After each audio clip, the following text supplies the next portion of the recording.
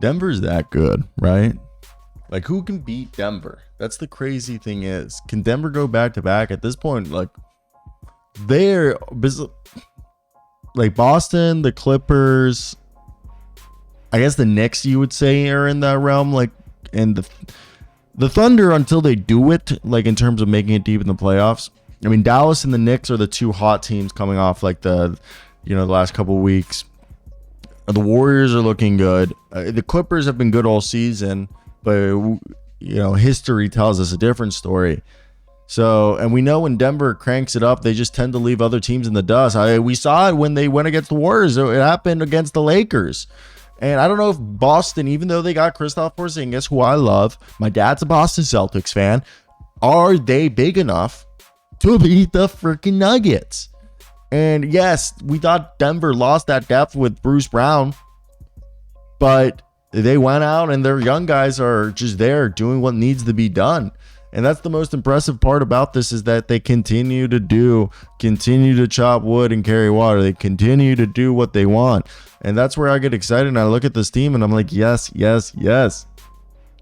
They have it. Because Nikola Jokic, Jamal Murray one night, then it's Michael Porter Jr., then it's Aaron Gordon. Still there, other options that they can throw in there and just blow your brains out with. That was aggressive, but you get what I mean, and you get what they're capable of doing. And it just feels like other teams have just not been able to figure out how to match up. Okay, Reggie Jackson's solid some nights, and then if he's not great, Contavious Caldwell-Pope's just doing his thing every night, chopping wood, carrying water. Christian Brown, not being as impactful as he was in terms of like blowing people away, but still doing his thing. You still have Justin Holiday, who's out there shooting 40%. Julian Strawther, who like it feels like at least every few weeks has like a good game. DeAndre Jordan just turning back time once every 2 months. And then you still have Zeke Nnaji behind all those guys, who's nothing special, but he's there. Like he would be way higher in other people's rotations. All right. And not to mention Hunter Tyson, Colin Gillespie, Jalen Pickett, Jay Huff, Braxton Key, other guys that they could throw in there. It's just they have that championship swagger, and the improvement of Payne Watson as a defender and the whole year of Jackson has canceled out them losing Bruce Brown. And for me, I just think they're basically a carbon copy of the team that they're last year, and they're playing pretty confident, and they know some games they can coast by.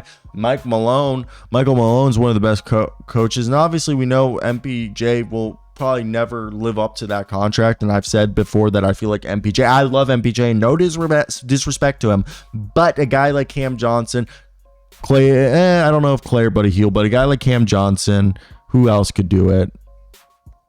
I think Cam Johnson's the perfect example. You could take Cam Johnson, who's on a cheaper contract, and put him in MPJ's shoes, and I feel like there wouldn't be a drop-off. I think MPJ's a bit more talented and capable of doing more things than Cam Johnson.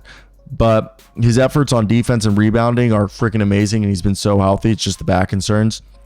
And obviously it's the athleticism from 3 back surgeries. As you see him, he's pretty stiff out there, and he wears a foot brace because of his drop foot. But at the time of that max contract, he was on his way to being an offensive force, and then the injuries, but he's still great. I think this, as long as they stay healthy. Obviously the Clippers, the biggest threat in the West are them, but their weakness is their side, and then James Harden at times. OKC, we think they're too young. The Wolves, we don't know if they're there yet. Someone did a great comment online on Real GM saying they're too dumb. Golden State and the Lakers might be too old, and the Suns are one way, and the Celtics, I think right there, the biggest thing for them, the Bucks, it's Doc. I think when you look at Boston, both teams were epic, but like there are concerns. Boston plays well, but I think you just look at the Nuggets. They are the 9th best defense, 7th best offense, 7th best net rating, 14th best 3-point percentage. But it's like, so the discrepancy between like the top 3-point shooting teams and like the not top 3-point shooting teams is like so not like, it's very close. And I just don't see how people can't believe who can beat. I'm not sure anyone can beat Denver.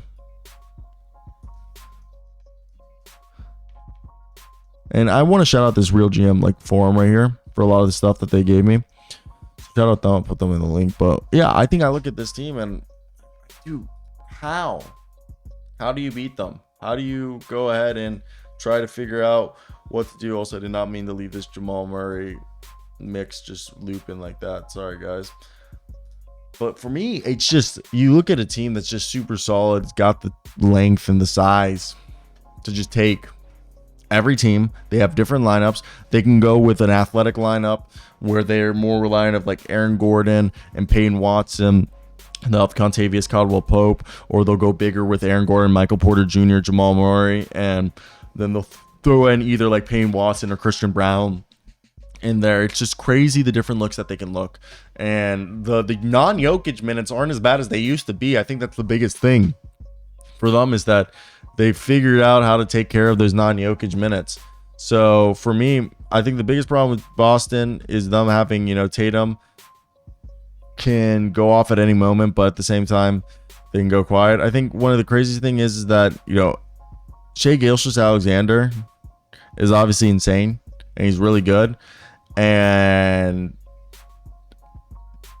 I think slowing Jokic is damn near impossible. The Celtics have like the Horford, Tillman, Porzingis combination, and they've got enough wing defense and guys who can attack Murray and MPJ, but I think health's going to be the biggest thing for any team involved.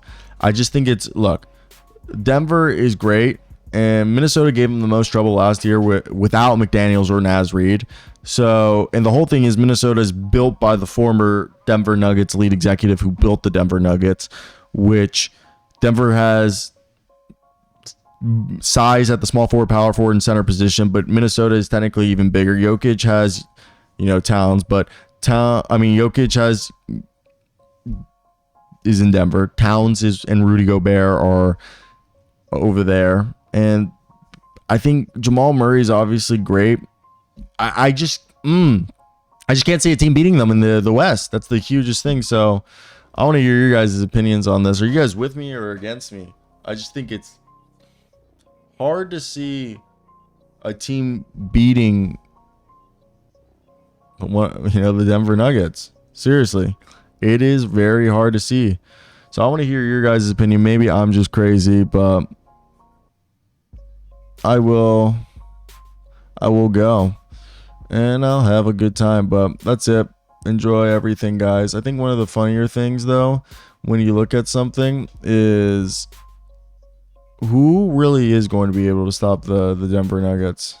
Because as you look around the NBA, I don't see it. And